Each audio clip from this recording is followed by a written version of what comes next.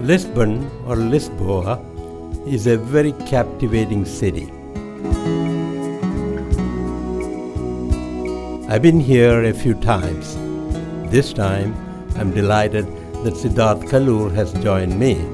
As we share our experience, you'll see Pablo Cools, who lives in Portugal after retirement, and dear Antonio Alves, our charioteer and guide.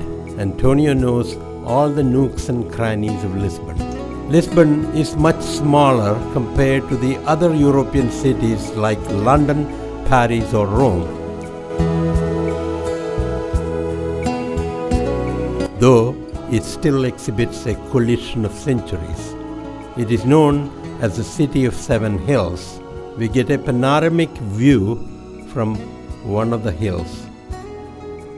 Look around. See the castle of St. George, probably 14th century or even earlier, maybe even built by the Moors.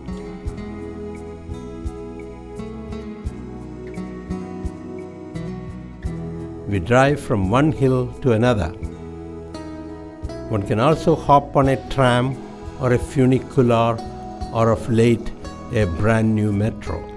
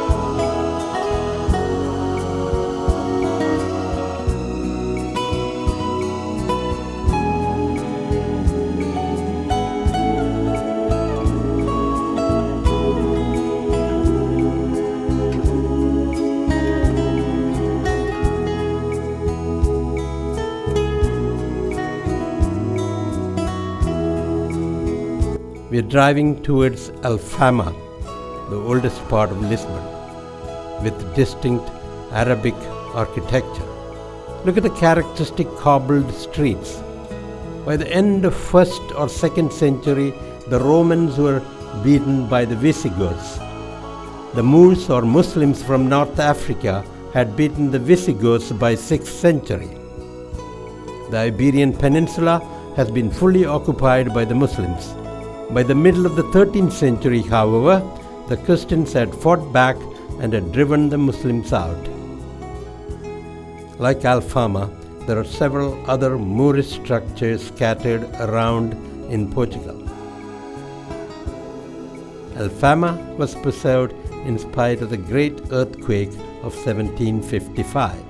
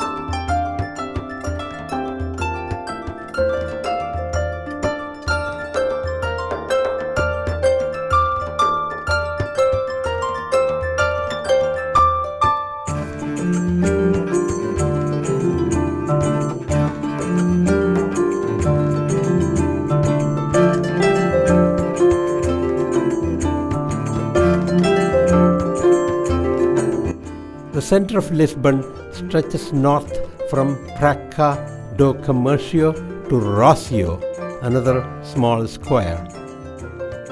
In between the lower town or Baixa, built after the 1755 earthquake, west of Baixa is another hill with Bairro Alto, the upper town.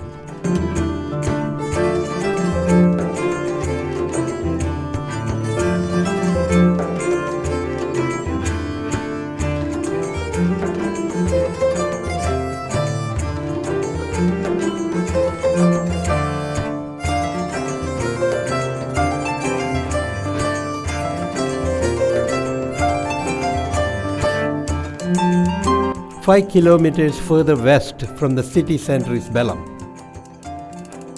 Herein is located the Belem Tower, the Geronimos Monastery, and close by is the Naval Museum.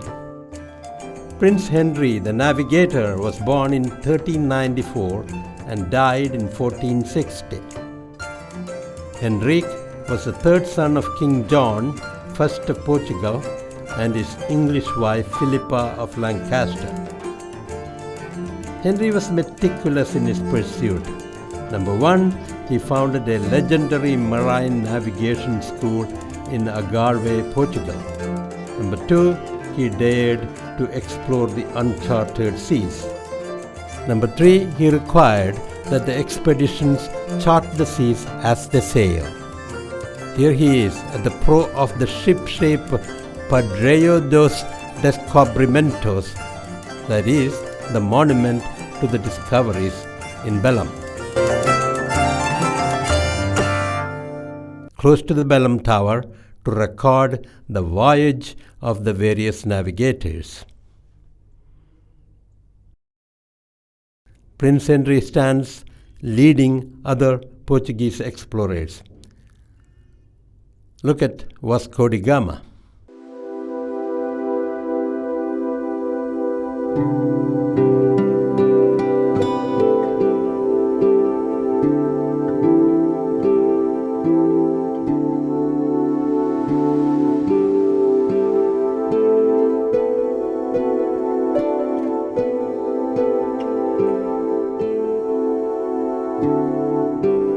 Geronimos Monastery was the place the religious and rather strict Vasco da Gama spent prior to embarkation.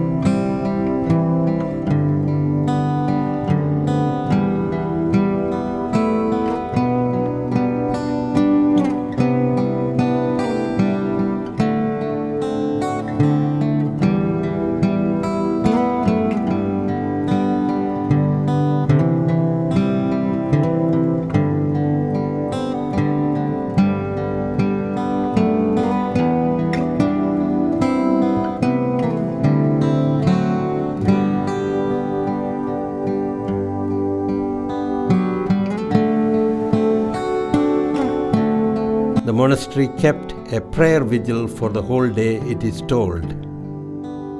We enter through the large cloister area. The church attached to the monastery is one of the most beautiful churches anywhere in Europe.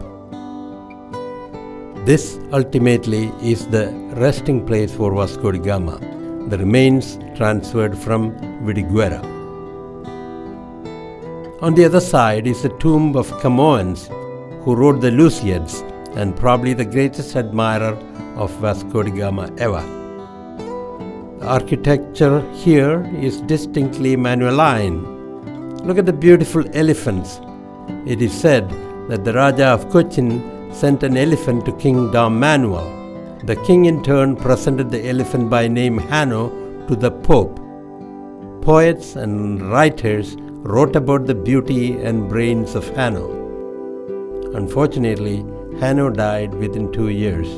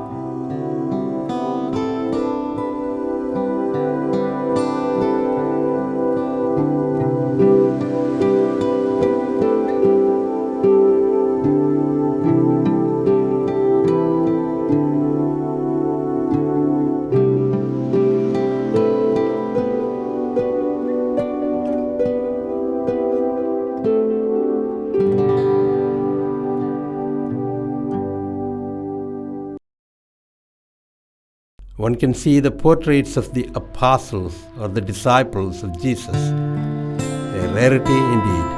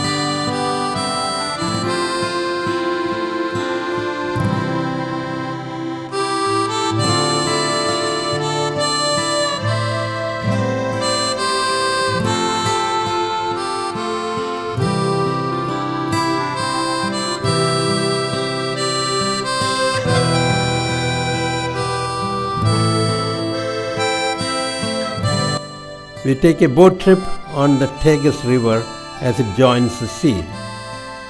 The views from this vantage point adds to the beauty of this city.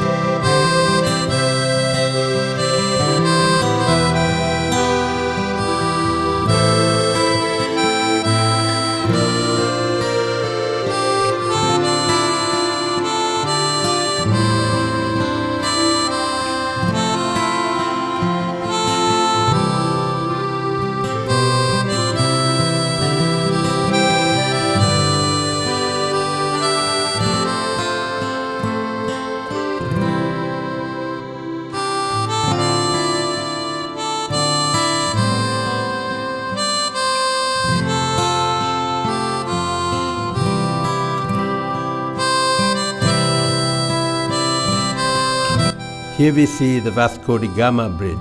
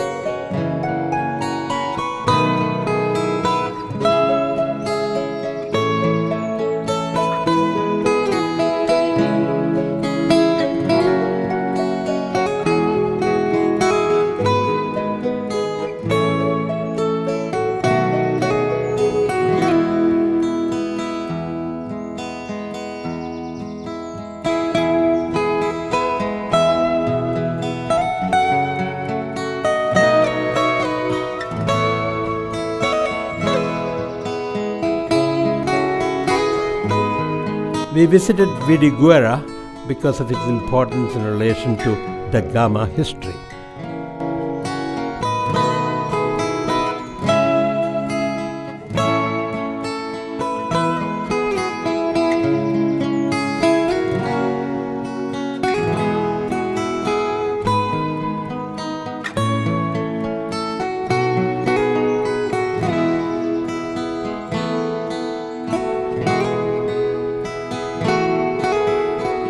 Though he was not born there, there was a school and at present a museum to mark his memory.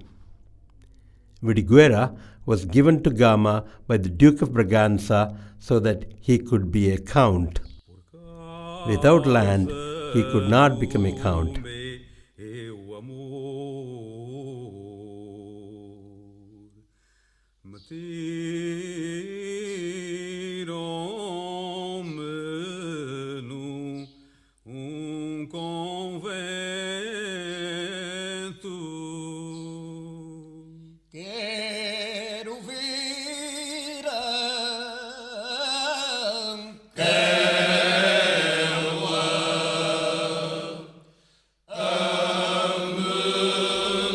The museum exhibits arts and crafts of yesteryears.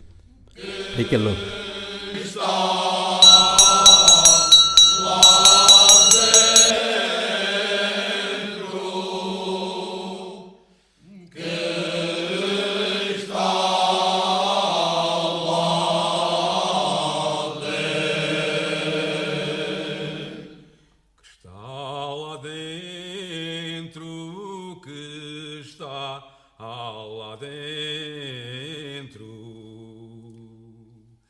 Que está lá dentro que eu bem a vi.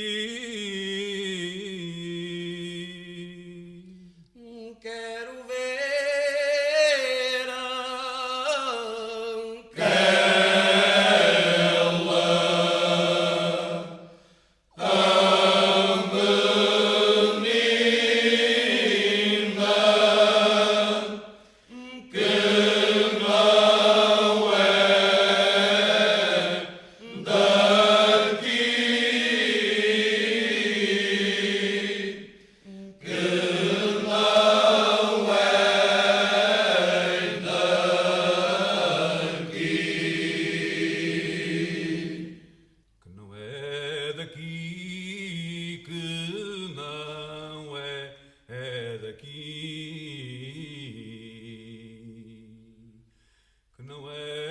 daqui, que daqui e não é.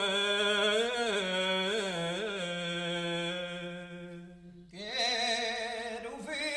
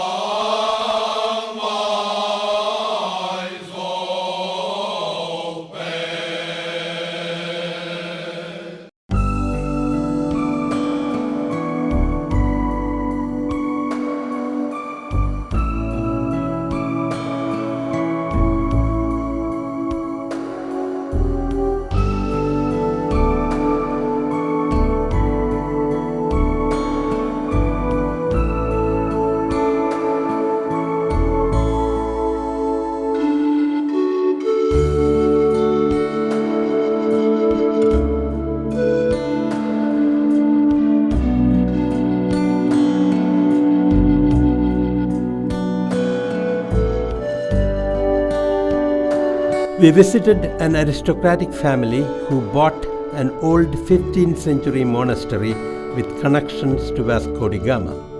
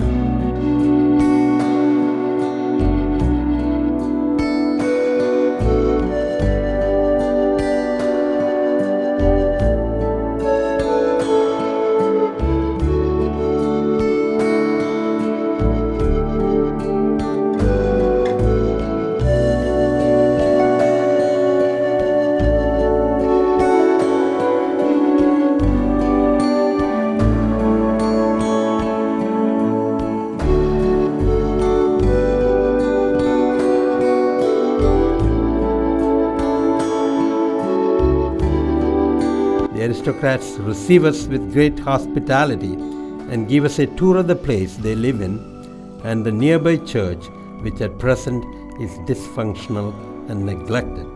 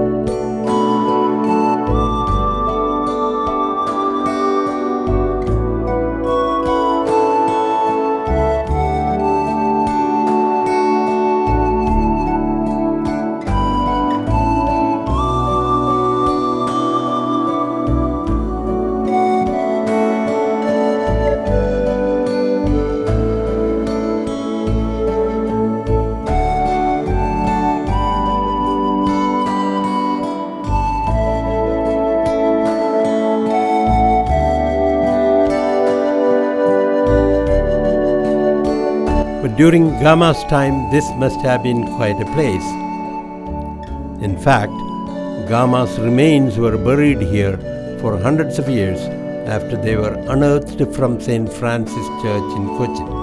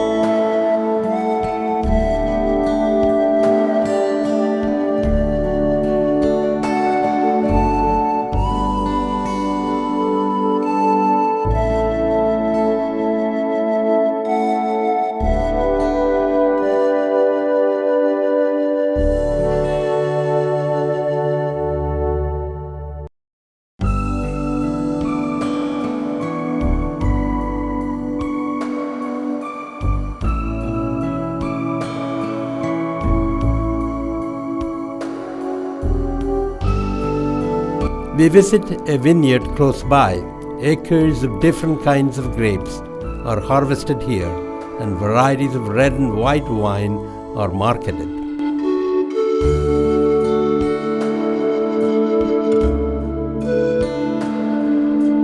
Christina, whose parents hail from Goa, is the biochemist in charge. Here we visit with the owner, who is a Belgian.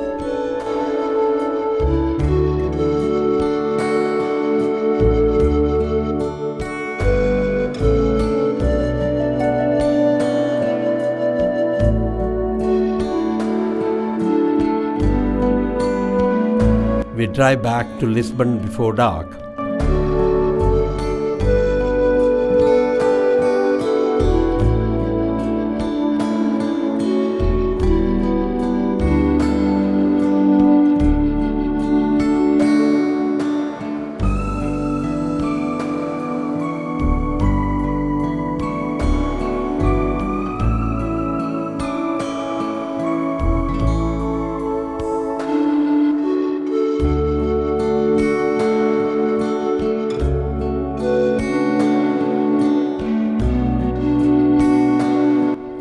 Fundacao is a recently opened museum and library. An entrepreneur in Macau who made lots of money in casino business funded the whole venture. Various Eastern cultures, with special attention to their religiosities, have been exhibited here with art and artifacts.